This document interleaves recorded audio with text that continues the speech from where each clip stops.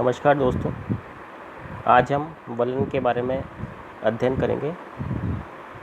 वलन धरातल पर पाई जाने वाली एक महत्वपूर्ण संरचना है जिसका निर्माण क्षैतिज संचलन के फलस्वरूप होता है।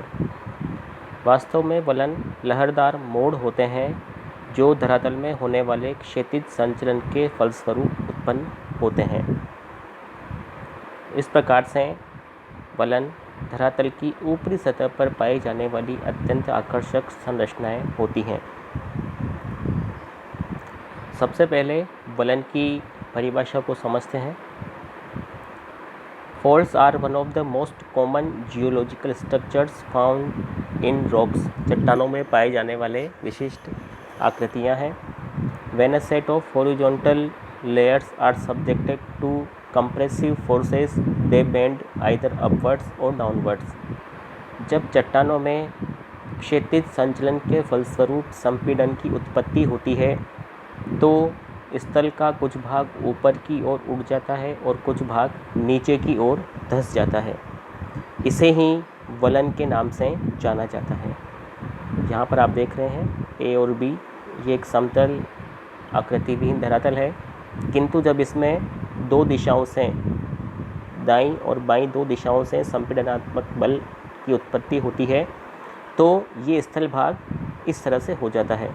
इसका कुछ भाग ऊपर की ओर उड़ जाता है और कुछ भाग नीचे की ओर धंस जाता है। तो इस प्रकार से एक लहरदार आकृति का निर्माण होता है। यही लहरदार आकृति वलन के नाम से जानी जाती है। यानी चट्टानों में इस प्रकार से लहरदार मोड़ पड़ जाते हैं।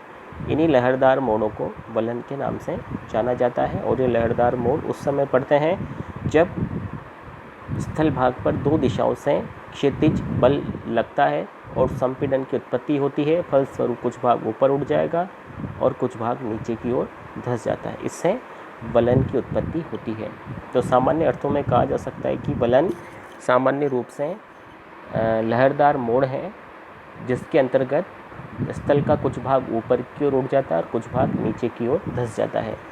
इन्हीं लहरदार मोड़ों को वलन के नाम से जाना जाता है और वलन की उत्पत्ति क्षैतिज संचलन के फलस्वरूप उत्पन्न होने वाले संपीड़नात्मक बल के द्वारा होती है।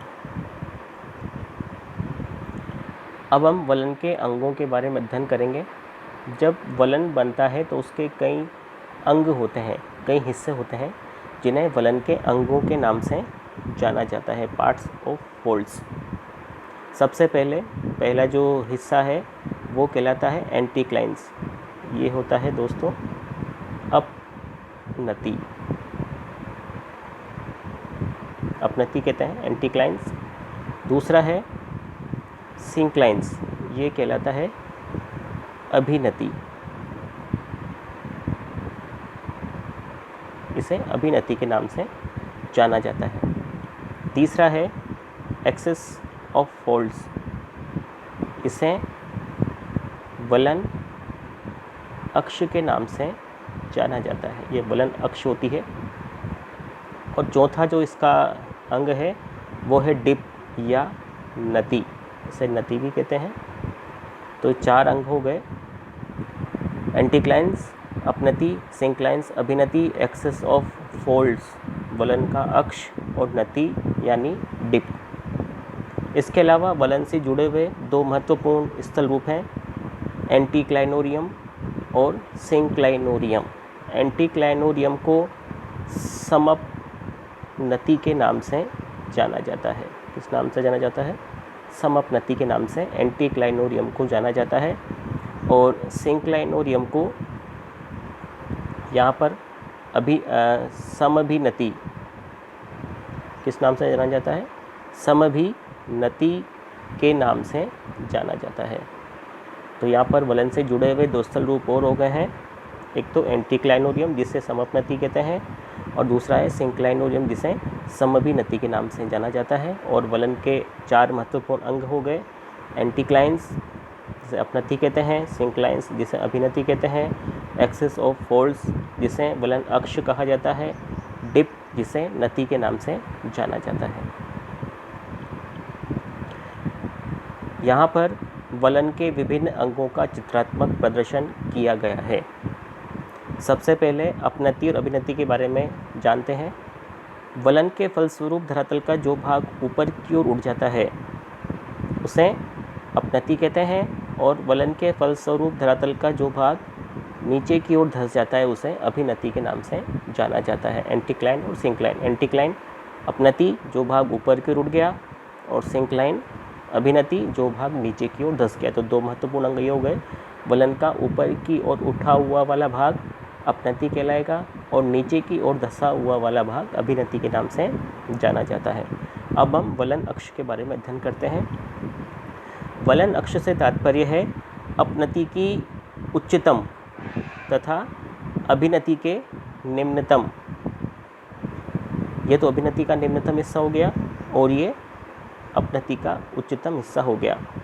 तो अपनति के उच्चतम और अभिनति के निम्नतम भाग से गुजरने वाली एक सीधी काल्पनिक रेखा जो इसके दोनों सिरों को मिलाती है वलन अक्ष कहलाती है। ये देखिए यहाँ पर अपनति के दोनों सिरों को मिलाने वाली सीधी काल्पनिक रेखा तो ये हो गई, और अभिनति के दोनों सिरों को मिलाने वाली सीधी काल्पनिक रेखा ये हो गई। तो जो अपनति के दोनों सिरों को मिला रही है वो तो अपनति अक्ष हो जाएगी, और जो अभिनति के दोनों सिरों को मिला रही है वो अभिनति अक्ष हो जाएगी। तो इस प्रकार से वलन अक्ष के दो अंग हो गए। नंबर 1 अपनति अक्ष, और दूसरा है अभिनति अक्ष।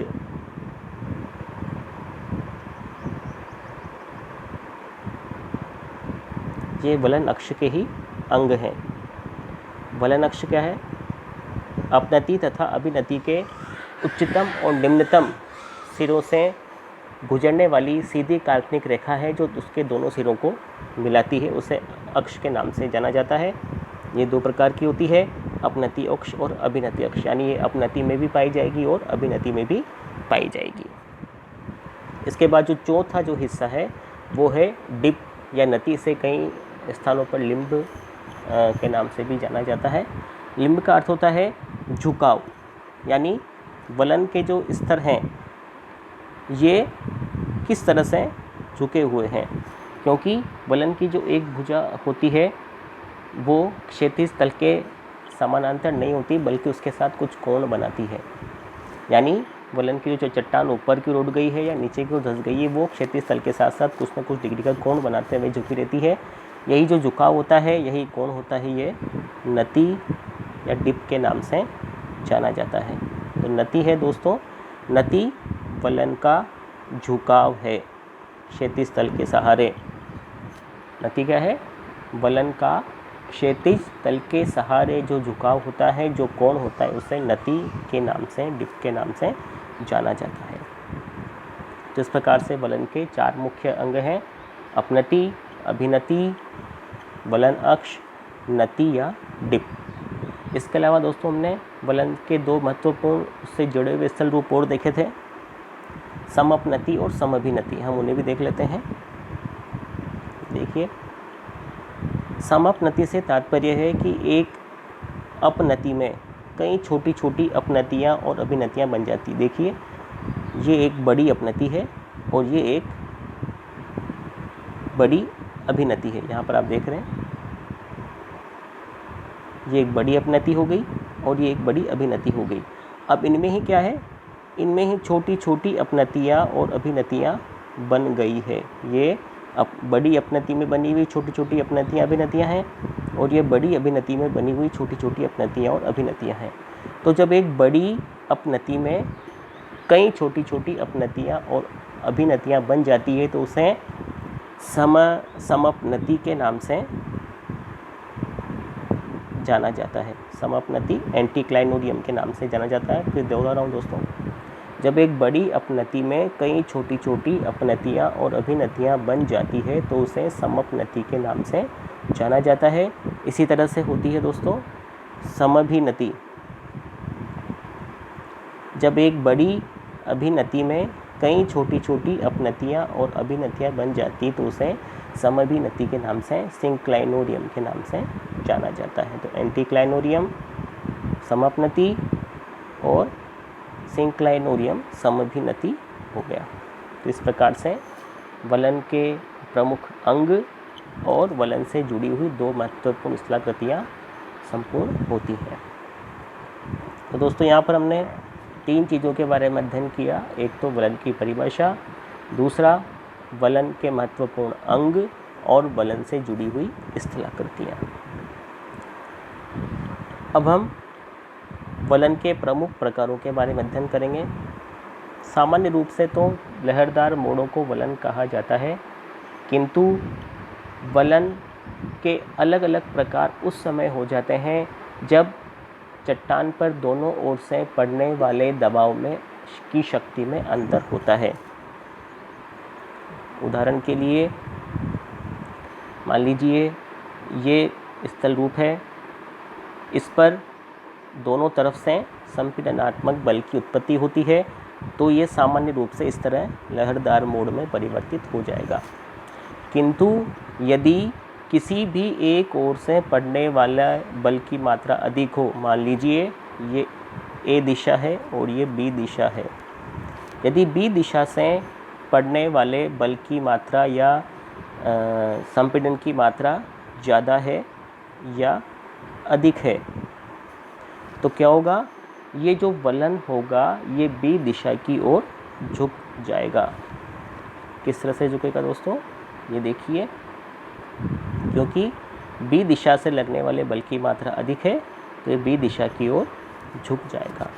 तो इसी कारण से जब वलन की दोनों दिशाओं की ओर से आने वाले संपीड़नात्मक बल में अंतर होता है, तो जिस तरफ से ज़्यादा मात्रा में संपीड़नात्मक बल आएगा, वलन की भुजाएं उसी ओर झुकती हुई चली जाएगी। इसी कारण से अलग अलग प्रकार के वलन की उत्पत्ति होती है। तो वलन के अलग अलग प्रकारों की उत्पत्ति का मुख्य कारण क्या है, वलन की भुजा के दोनों ओर लगने वाले संपीड़नात्मक बल का अंतर। जिस ओर से अधिक बल आएगा वलन की भुजा उसी ओर झुक जाएगी और क्रमशः अलग अलग प्रकार के वलन का निर्माण होता हुआ चला जाएगा। मुख्य रूप से वलन के प्रकारों को निम्न भागों में बांटा गया है। यहाँ पर हम देखते हैं, सबसे पहले सिमेट्रिकल फोल्ड, सममित वलन, इसे सममित वलन के नाम से जाना जाता है। कौन सा वलन है ये, सममित वलन, सिमेट्रिकल फोल्ड। इसके बाद है एसिमेट्रिकल फोल्ड, इसे असममित वलन के नाम से जाना जाता है। एसिमेट्रिकल फोल्ड हो गया है, एसिमेट्रिकल फोल्ड, असममित वलन। इसके बाद है दोस्तों मोनोक्लाइनल फोल्ड। मोनोक्लाइनल फोल्ड, इसे एक नत वलन के नाम से जाना जाता है, मोनोक्लाइनल फोल्ड। इसके बाद है दोस्तों आइसोक्लाइनल, इसे समनत वलन के नाम से जाना जाता है। ठीक है। इसके बाद है ओवरटर्न्ड फोल्ड। ओवरटर्न्ड फोल्ड को प्रति वलन के नाम से जाना जाता है। ओवरटर्न्ड फोल्ड प्रति वलन कहलाता है। इसके बाद है रिकम्बेंट फोल्ड। रिकम्बेंट फोल्ड को परिवलित वलन या शान वलन के नाम से भी जाना जाता है। एक लेटा, इसकी आकृति लेट जाने जैसी होती है, देखिए जैसे कोई लेट गया हो, चट्टान लेट गई है, इसलिए इसे शान वलन के नाम से जाना जाता है। इसके बाद है दोस्तों प्लंगिंग फोल्ड। प्लंगिंग फोल्ड को अवनमन वलन के नाम से जाना जाता है। इसके बाद है फैन फोल्ड। फैन फोल्ड को पंखा वलन कहते हैं, पंखा आकार होता है इसलिए इसको पंखा वलन कहते हैं। इसके बाद है दोस्तों ओपन फोल्ड, इसे खुला वलन कहते हैं, ओपन फोल्ड। और इसके बाद है दोस्तों अंतिम क्लोज फोल्ड। क्लोज फोल्ड को बंद वलन के नाम से जाना जाता है। तो इस प्रकार दोस्तों ये निम्न प्रकार के वलन हैं। लगभग कुल 10 प्रकार के वलन हैं, जिसमें सबसे पहले सिमेट्रिकल, सममित, एसिमेट्रिकल, असममित, मोनोक्लिनल, एकनत, आइसोक्लिनल, समनत, ओवरटर्न्ड फोल्ड। ओवरटर्न्ड फोल्ड आपको मैंने बताया दोस्तों प्रतिवलन के नाम से जाना जाता है। रिकम्बेंट फोल्ड परिवलित वलन के नाम से जाना जाता है। प्लंगिंग फोल्ड अवनमन वलन के नाम से जाना जाता है। फैन फोल्ड पंखा वलन के नाम से जाना जाता है। ओपन फोल्ड खुला वलन और क्लोज फोल्ड बंद वलन के नाम से जाना जाता है। तो कुल लगभग 10 प्रकार के वलन हैं।